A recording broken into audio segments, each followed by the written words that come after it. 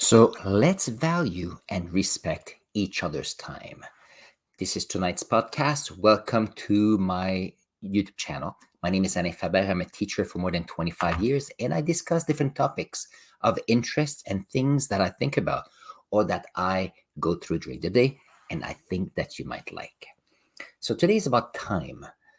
And the title I mentioned earlier is the fact that we need to value and respect each other's time more and more as time is progressing. And here's why. Too often we are discussing with people, and the first thing they say is, I don't have time, or there's too much to do. And the big question is okay, knowing that time is a finite resource, and that there's some people that are doing amazing things with the time they have, how come can't we do more with the time we have? And these are the topics we're going to have tonight. This podcast is divided in three parts. The first part is about the learner's perspective, second on the teacher's perspective, and the third one is about leaders or leadership perspective. So let's see how we can discuss about time with respect to those three topics. How about the learner's perspective? So the idea here that I tell my students all the time, and if you're a trainer, you can tell your trainees, if you're a learner in university, college, or high school, you need to think about the fact that the best way to value and respect your time is to live the present moment as much as possible. So, what do I mean by that?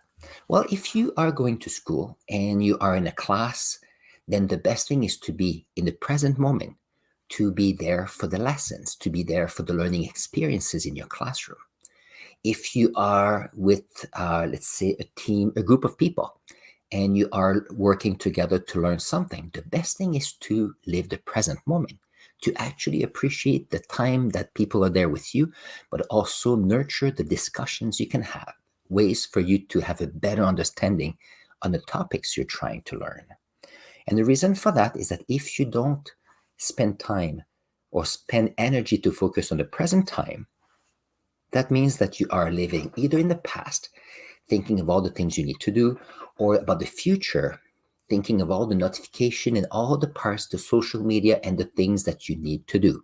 So if you live in the past, in the future, and not in the present, what happens is that in the future, you're going to have to deal with what's going on right now because you did not pay attention. So what happened? There's discrepancies. There's a lack of focus on where to put energy. And I do feel that the best way as a learner to grow is to be there as and focus on the present time. Some of you will say, well, there's so much to do. How can I do that?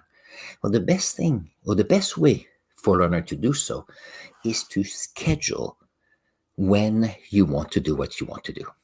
So if you go to school or you are going to university, college, you are doing training activities, if you schedule your learning time, then you can, for that time, focus on the learning. So think about that. If let's say that on Tuesdays you have classes starts at 8:05 and the first class ends at 9:30, then you have an hour and a half to focus full time, full energy for that time. So if you value your time and you respect your time, you want to be there at that moment. What will happen is that you'll be able to appreciate what's happening during your class, during your training. You'll be able to ask questions if you don't understand something, and you'll be able to read about the topics to do and have access to your classmates or other people around you wanting to learn the same thing at the same time. And this is priceless. Because let's say someone goes to that same Tuesday morning class at 8, but then they're thinking about what happened the week before in one course, then they're not listening and participating in the current class. They're thinking about the next class on the Wednesday, they're not following what's happening at the right time. So what happens is that you end up with a student, a learner, after the learning time at 9:30. And that person says, okay, I need to catch up on what I've missed in the previous class. And that's a vicious circle because now you are dealing with what happened the week before, what's going to happen on the Wednesdays, and then you still have to catch up on what you just missed by not focusing your time. And what happens is that you are in a vicious circle. Anxiety comes up. It's harder to schedule what you need to do, and then it's much harder. So, my best suggestion for learners is to schedule the learning time so they can appreciate it that time. So, for example, I have students, they ask me, okay, how can I do this? Well, I say, if you're here with me at this time, then you are learning, you can ask questions, you're there with your classmates, then there's no homework to do. And I've been working very hard with my science classes, with my other business class, where I tell them, if you are coming in ready to participate, ready to learn, and you spend a good 75 minutes focusing on the learning, valuing your time and respecting your time, what happens is that there's no need for homework because you've been here in the present time and you know exactly what's going on. And there's no reason for you to worry about what happened the day before, what will happen the day after, because you were there with us. And it's working very nicely. So my classes are always scheduled in the fact that we are doing different activities so that there's variety. But then if we focus on what we have to do at that time, there's no homework, in which case my students are focusing on what they're doing. They are valuing their time, respecting their time, and therefore there's growth happening right there. Much less stress, much less worries, because we can answer questions as they come along. I have students sometimes they say, well, what happened is that I have so much things to do because maybe I procrastinated or I wanted to play a game. And I tell them, let's say that you love playing a game and you want to play all day on Saturday. I say, well, what is all day for you? And then they say, well, sometimes I play for 3 hours in a row. I say, well, 3 hours is not a full day. Well, they say, well, I'm playing 3 hours, and then I have to do work and chores and homework and things like this. So I play all day. I want to play all day, but then I just want to play 3 hours. So what I tell them is, why don't you plan your weekend knowing that you want to play video games for 3 hours? And that's what I tell them. Okay, so what time do you get up on Saturday morning? They say at 10. I say, have breakfast, talked with your family, your guardians, and so on. And you know what? Plan video games or anything you want to do between 11 a.m. and 2 p.m. And that's all you do. Enjoy the present moment to play for 3 full hours.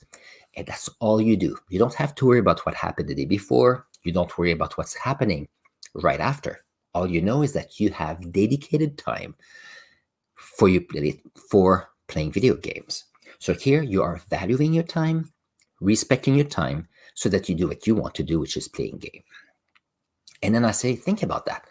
If you play games from 11 to 2, you've done 3 hours of playing. And let's say, I'm going to give you an extra hour. Play from 11 to 3. And it's, well, it never happens. Well, you play for 4 hours. By the time you get to 3 p.m., you've played for 4 hours, fully engaged in what you're doing. So when you stop playing, then you have the rest of the day to do all the other things, the chores, the activities that you need to do. And if someone comes to you and says, okay, well, I need you to do this chore, I need you to do this activity, tell them, this is my dedicated time. I'll be able to do that at 3. So what happens is that you are able to value your time, live the present moment in the playing. And when you're done the playing, this is done. Then you can involved in the chores, the things you have to do, and appreciate that because you're living the present time. I think that's the way for you to be the best learner as possible, but also be able to learn the best ways possible. And that brings me to the second portion of this podcast about teaching. So if I want about teaching, if you think about valuing time and respecting time, that works in 2 different parts here. I will talk about how teachers need to respect and value learners' times. So that means that this is my perspective. What if my students are coming in, I'm giving them full attention. Don't use my phone. Don't do anything else but focus on them. So what happens is that I live in the present moment with them. I ask questions. I make sure that they are interacting. They do labs. So what's going on is that during that time, as a teacher, I am dedicating myself to that class. So what happens is that from 8 to 9:30, this is what I'm focusing on. Nothing else, not the class after, not the class before, because when I do that, then I can respond to the need of the learners to make sure that they can learn best. And the beauty with that is that if I spend time with my students, valuing their learning time, respecting their learning time, then I can answer their questions. I can be there for them so that at the end of class, I don't have to think about these students for the rest of the day because I was able to work with them during that class. And the same for the learners. My students, if you have trainees, those trainees are focusing with you their time. And when we move on, then we go on to the next activities without having to worry about them the hour after or in the afternoon. I think that's quite important. And as a teacher, it is also valuing your time and respecting your time because teachers are very busy. And when I think of teachers, you can involve here team leaders. You can be religious, someone responsible for a religious group. Could be even a parent. Where if you are respecting people you are guiding, then and you're valuing their time, they will value your time and respect your time as well. So let's see. So here I'm not saying that. Okay, so that's for teacher. How about teaching? No, how about teachers and other teachers? I do believe that valuing and respecting each other's time is very important for a few reasons. First of all, that's the best way to collaborate as much as possible. Because if you are teaching with other people, same classes, if you're looking for new ways of teaching, you want to learn something, a new way to approach a lesson. If you want to help each other, the best way is to be there. And then if you value and respect each other's time, then when you are discussing, you are being present with each other, for each other, to make sure that collaboration maximizes the success for you as a professional, but also for your students. Because keep in mind that students' time is very important. They're learning, their lives is very busy, and for teaching is the same thing. So that means that if you are valuing your students' time, respecting their time, you expect them to value your time and respect your time. You have to do the same thing with your own time. And that means that when you are available to help, you can help. If you're available to collaborate, you collaborate. If you need time to mark, then you need to value and respect your time, saying, I'm dedicating that hour where that's all I do. So you're going to say, well, how can you do that knowing that there's so little time during the day? Well, over the years, I've been trying different things. I've been cutting on different activities, extra conversations. I bring my own coffee so that it's much easier that way. But I do believe that the best way is to schedule what you need to do. So as students scheduling their day for what is important to them, I do schedule my day. So how do I schedule my day as a teacher? Well, I always try to go to my school at least 30 minutes before school, at least. If I can be there earlier, even better.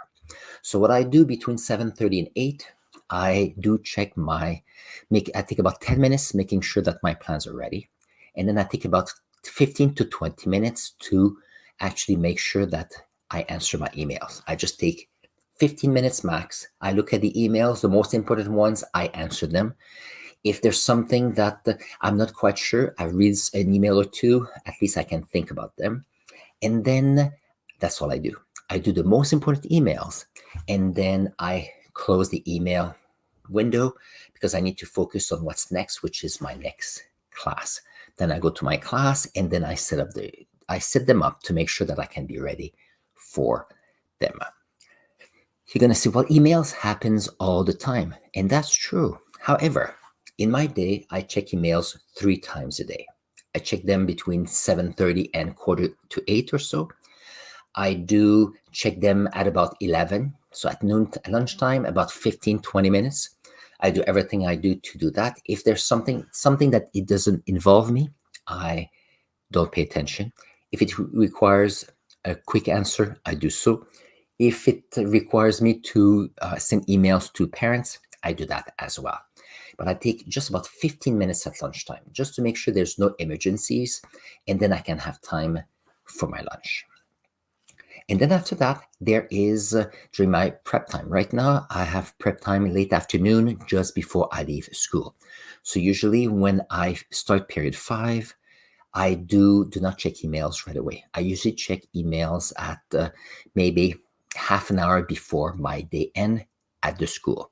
So what I do is that half an hour before the end, then I go to my email and I read all the emails I haven't read, and I respond to all the emails that needs to be responded. If I need to send emails to parents, I do that as well. So by the time it gets to 3 p.m., then I have done uh, all my emails done. So what else do I do during the day? In order to value and respect my time, I always take time in at like about 5 minutes in my class time to review what will be the lessons for the day after. So usually on Friday night, I take a good hour when everybody has left the school, and then I have gathered all the resources I want to do for the activities I want to do the week after, and I set all my copies if I need to do so, outline the lessons I want to do, find the links of the documents I want to refer to, and I do. So we're using D2L in the school, so I do my schedule for the week after. So what happens is when I come in so if I do that on Friday night before I leave, sometimes I leave it's 4:30, sometimes 5 p.m. But then I don't have to think about school and planning for the rest of the weekend. That's a bonus. Now, I don't have to think about that. And on Monday, it's ready. So what happens is when I do my lessons, I usually have 15 minutes when students are doing personal work time or when they collaborate. I take some time to verify that the plan is ready for the day after so that I'm all set. If I need to do copies, then after in the afternoon, I can do what I need to do because I plan the week ahead. So that's helping quite a bit. So this one, and you're going to see what there's marking to do, and that's very true. So usually for the marking, and I've changed that over the years. Lately, what I've done, I've been going to a cafe at the end of the day for an hour. So when I'm done doing my emails and doing preparing between 3:30 and 4:30 in the afternoon, I go to a cafe and I focus for 1 hour to do some marking.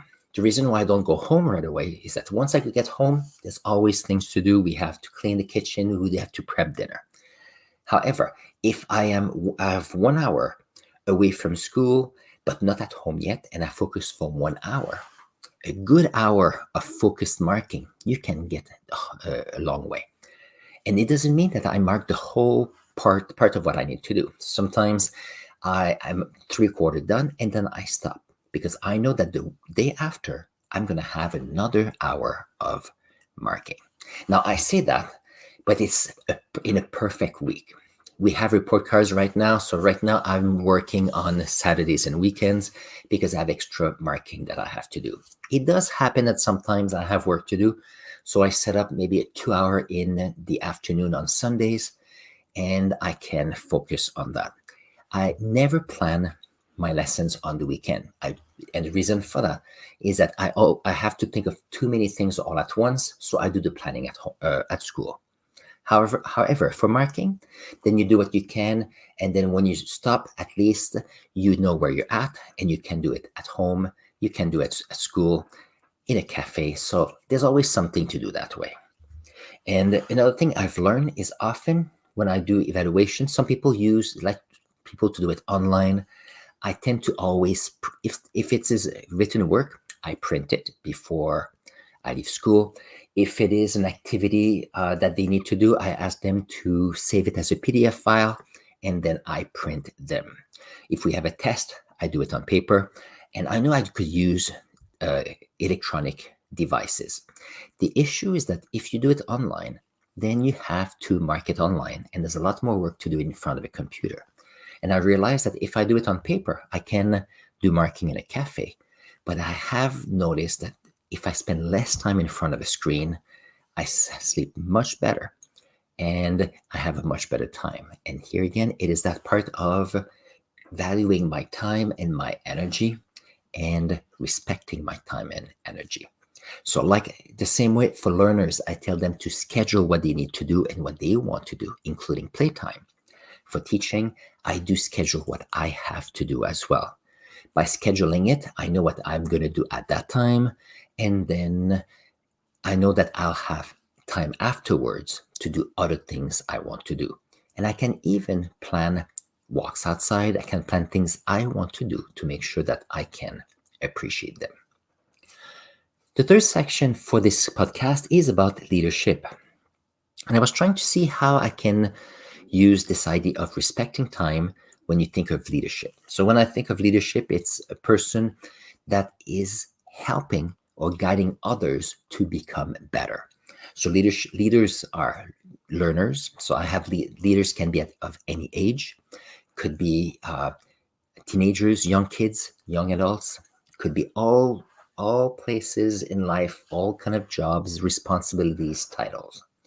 But as leadership, what you want to do is to value your time and respect your time. And the reason for that is that once you know to value and respect your time, you will respect everybody else's time and you will value other people's time. Because oftentimes it's not something that we can get back. When time has gone, it is gone forever. So as a leader, it's very important to be there to make sure that you can help in a school to help your students and teachers. If you are the CEO of a company, to help your VPs, employees, and everybody that is working with you and for you, to know that they need to be able to respect their learning time and to respect their working time. Because if they can do so, it's so much better to help. And I was watching a video about how when workers, let's say in the 30s, they were, people realized that coffee time. So let's have a break in the morning for 15 minutes so people can just rest and have coffee. And interestingly enough, when you think of people having breaks, taking 15 minutes away from work, you have 15 minutes to value and respect your time. And if you're an employer, you want to value and respect the break time of your employees. And the reason for that is that you learn to appreciate the work time and then you learn to appreciate your break time. And as a leader, you need to know that both are working together. If you can value the people under you with their time and respect their time, they will also respect your time and respect your time. Often when we think of companies, we think of loyalty. Loyalty is this idea that you are there to value and respect your colleagues' perspective and time. And that's why some people are working with some leaders for a long time, because they've learned to appreciate each other. Let's see if there's another one. And that's what I have to say today. So today's comment, the first thing I said in this video was the following: let's value and respect each other's time. So this week, when you go to work, when you go to school, when you go to see groups in your community, appreciate the present moment so that you can maximize the discussions, the learning, and the collaboration so that you can get the best out of it. So that when you are going to your next step, you can enjoy that as much, if not more. On this, if you have a chance, I would like you to write in the comments below the tricks you have to better value and respect your time, to better value and respect other people's time. I'm here to learn from you as well. On this, have a wonderful evening. It's been an interesting topic today, and I've enjoyed that. And I'll see you next Wednesday. Take care. Bye-bye.